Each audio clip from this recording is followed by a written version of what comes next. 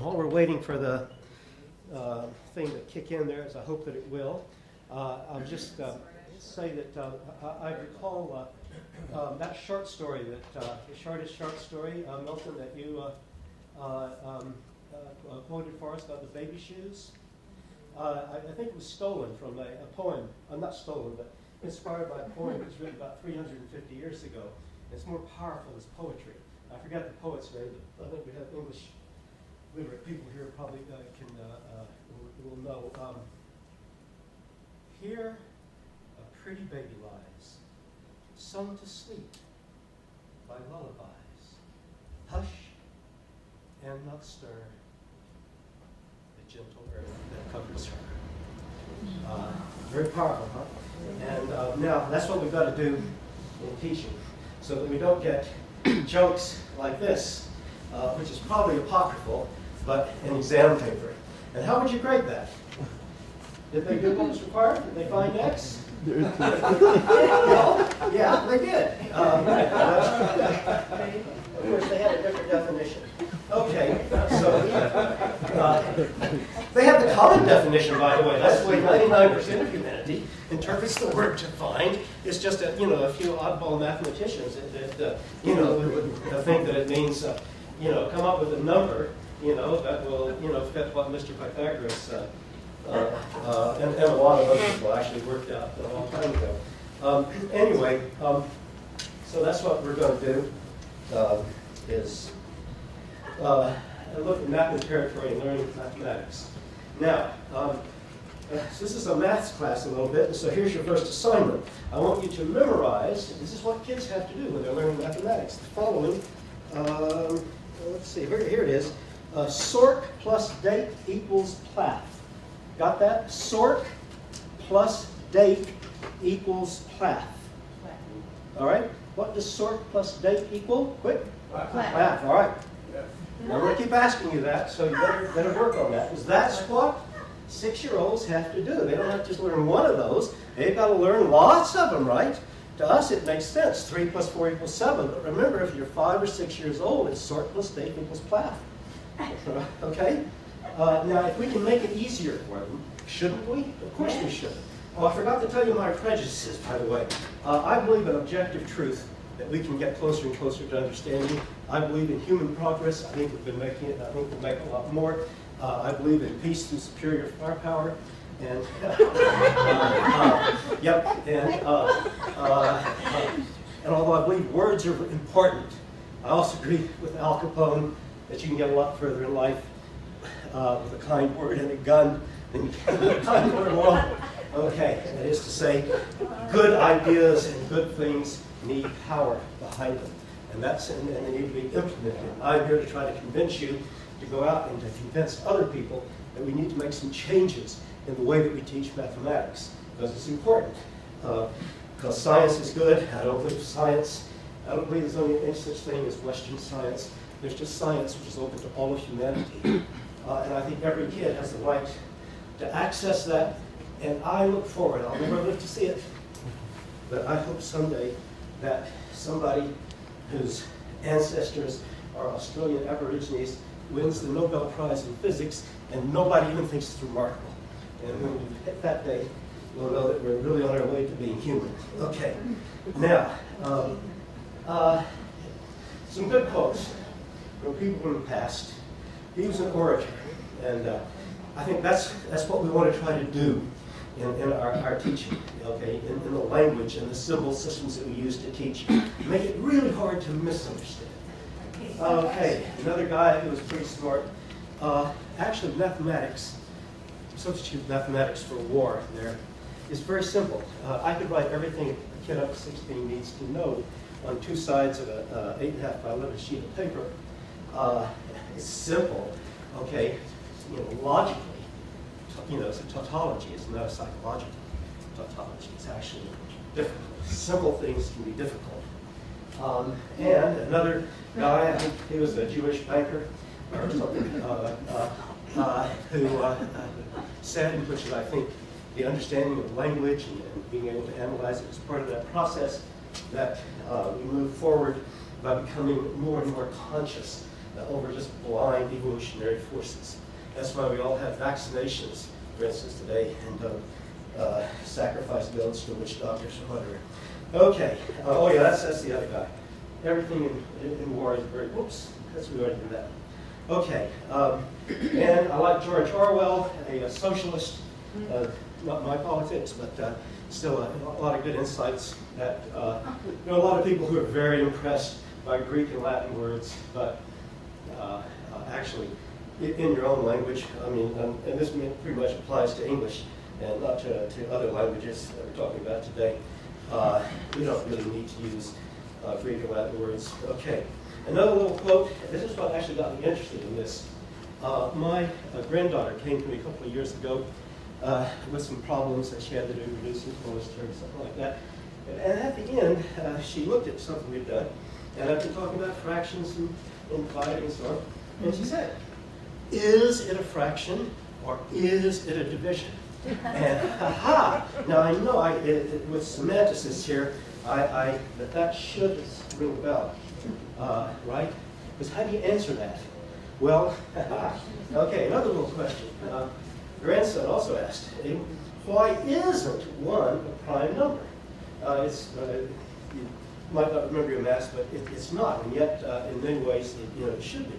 Why is it not a prime number? Okay, map and territory. It's the insights of at least one aspect of general semantics are really obvious when it comes to politics. I think politics and arguing about things. For instance, how many times I've heard these arguments, is Marie Le Pen a fascist? Well, no, that's the wrong question. It's the wrong question. What you have to, it's the wrong question. Is anti-Zionism anti-Semitism? It comes up all the time. Well, that's the wrong question to ask. It's is questions. What you ask, is, as that all those ladies yesterday showed us, human reality is actually pretty complex. And is questions, they just put you, you're dead. You ask those questions and trying to find the answer just, leads you deep into the metaphysical swamp. You even find these problems in science. I have to tutor kids in science, and I tutor them fitting the British National Curriculum for Science, which is probably pretty similar to your Common Core curriculum here. And they learn, anything that's not an element is either a compound or a mixture. Okay, well, no, sorry. Grains of salt, milk mixed with sand, yeah, that's a mixture, not a compound. Bits of copper mixed up with bits of tin, yeah, that's a mixture. But hey, what happens when I dissolve salt in water? There's something chemical going on there that they have to learn about.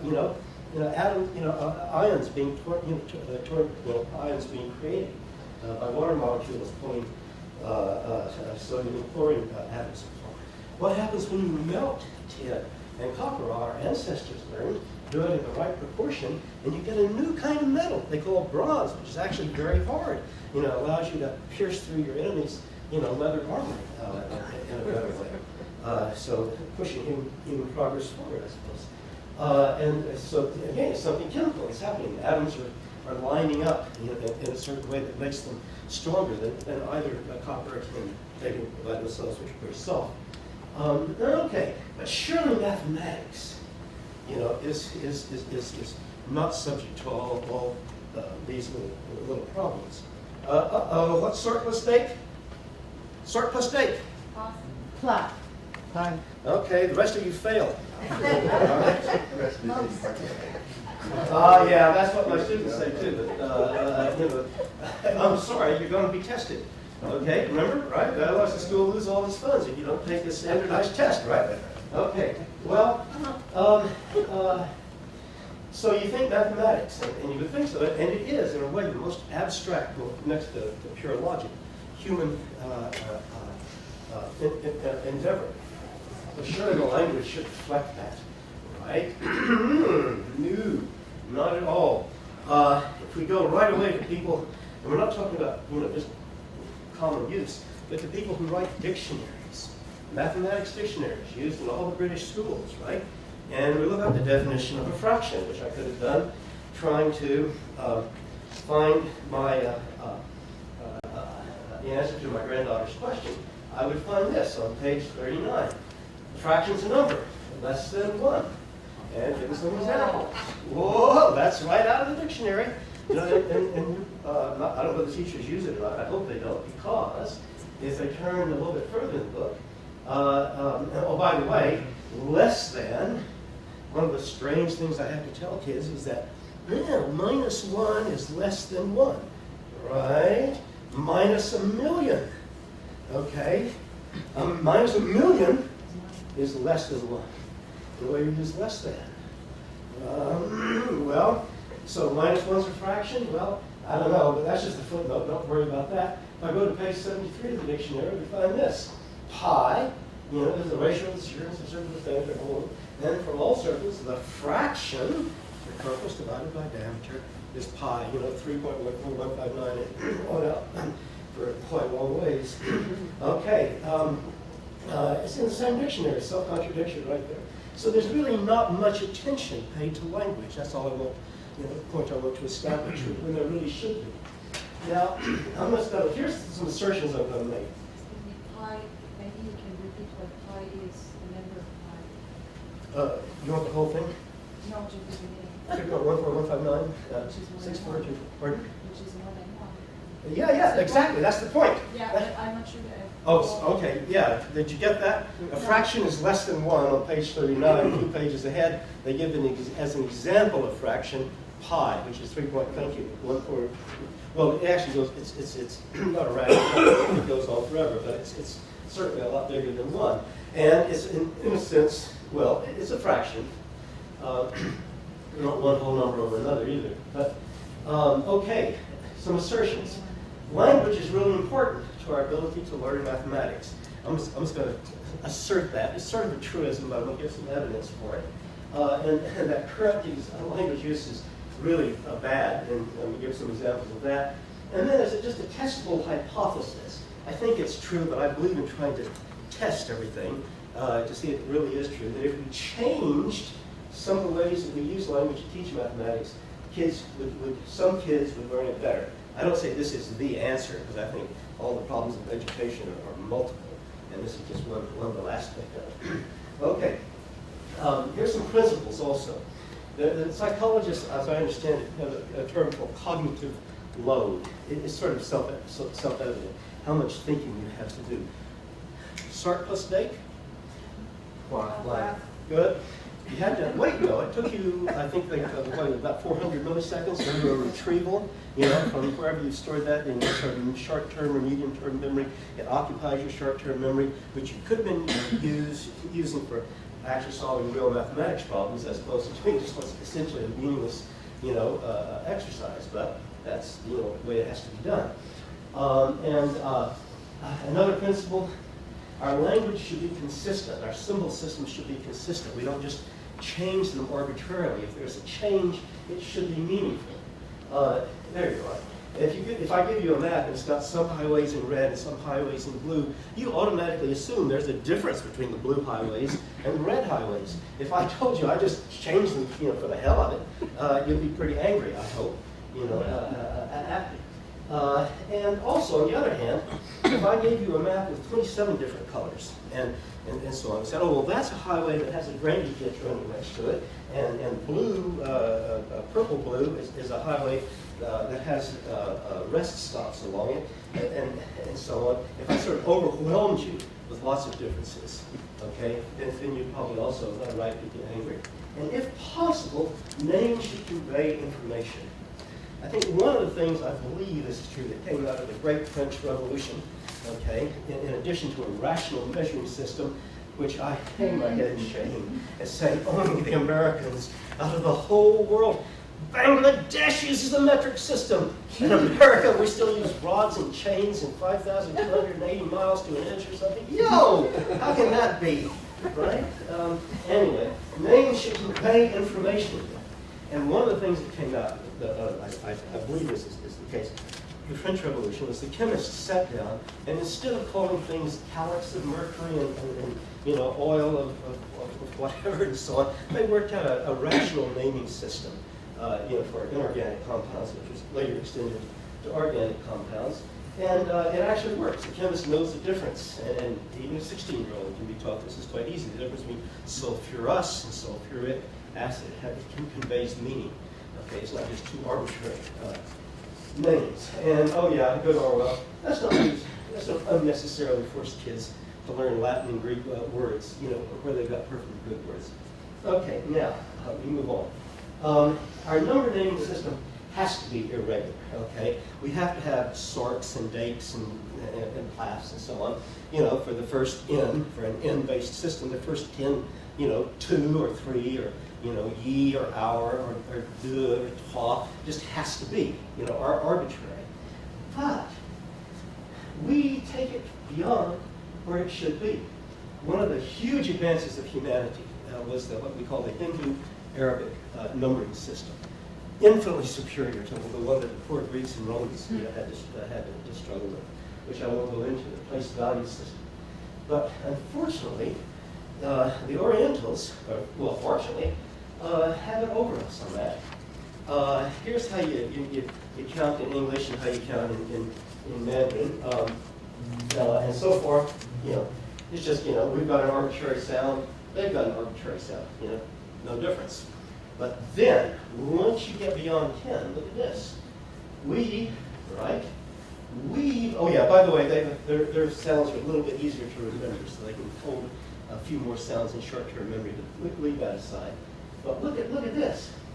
We've got more arbitrary words. Okay, sort and date, and yeah, there is 10 plus 3 hidden in there, but it's really hidden. It's effectively just a unitary, arbitrary sound that we force our kids to remember.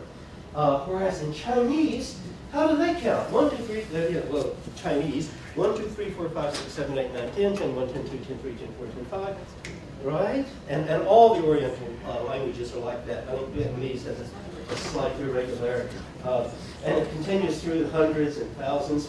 And what that means is, what? Go away, you.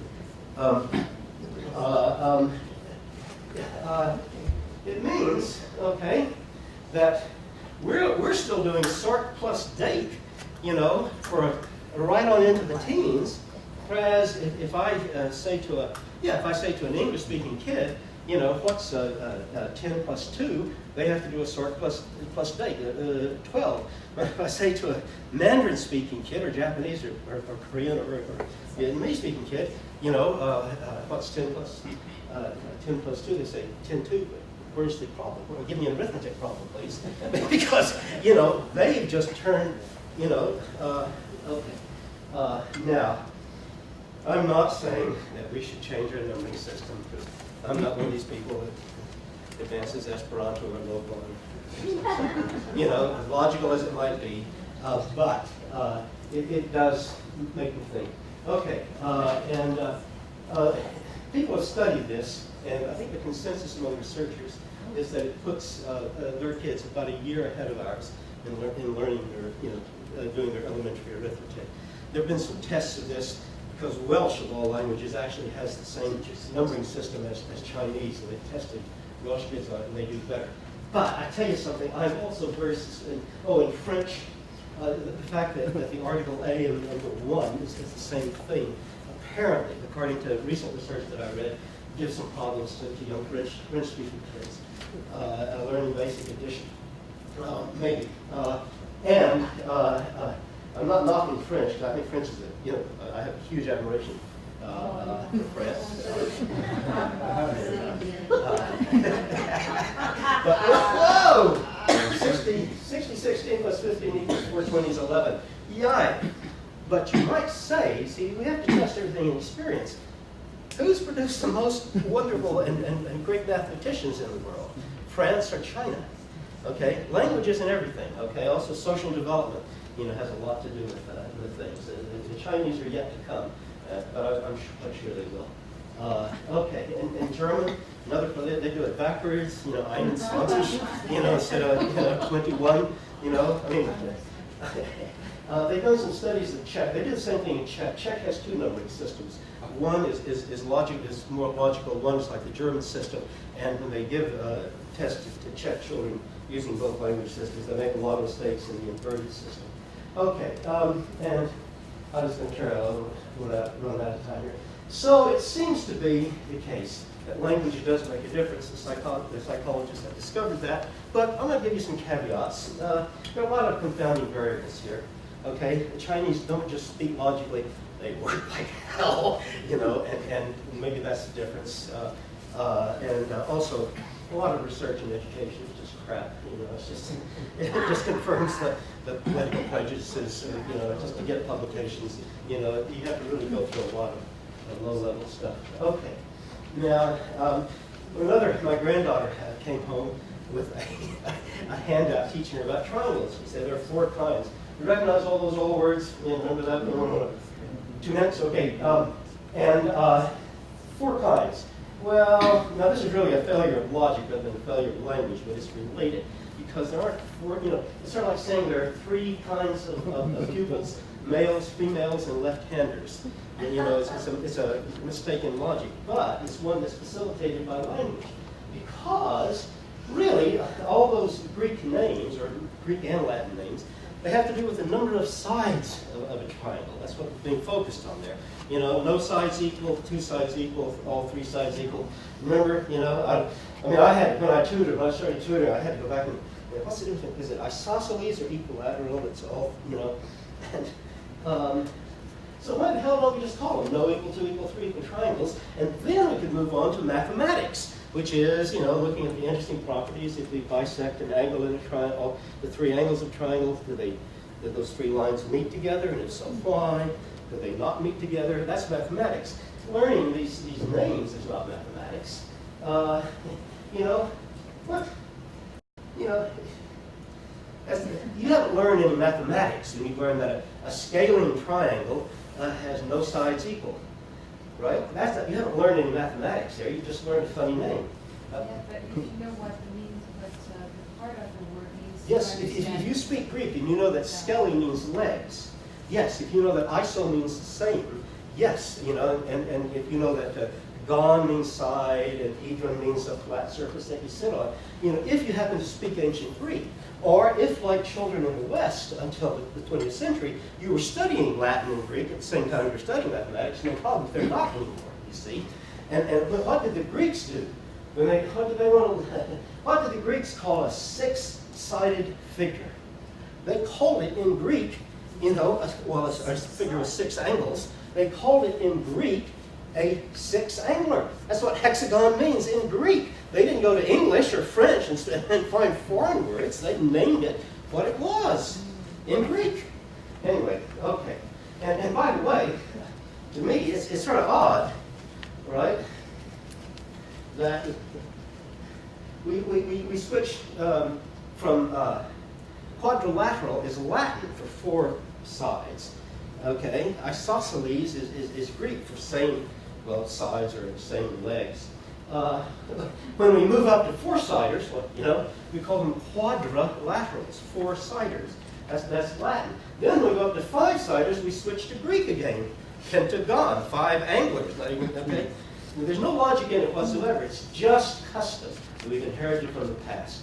And I spend my time drilling 8 and 9-year-olds on, isosceles, and I don't want to do that. I want to teach mathematics. What's a triangle? Can we have a triangle in which 2 sides added together are shorter than the 3rd side? And if not, why not? That's mathematics. It's not strange linguistic. By the way, anybody know what a hexagon is? Fail. You don't know mathematics? Yeah. Okay, nobody. I didn't know. I didn't know. I got better things to do. That's a hexagon. 11 sides. All right, but Oh, what's another? Okay, Roman number, binary number. No such thing. What's that in Roman numbers? That's 4. How many of those? There are 4. Okay. Roman numerals, numeration, binary numerals. A number is a number. Okay? Okay, thank you very much.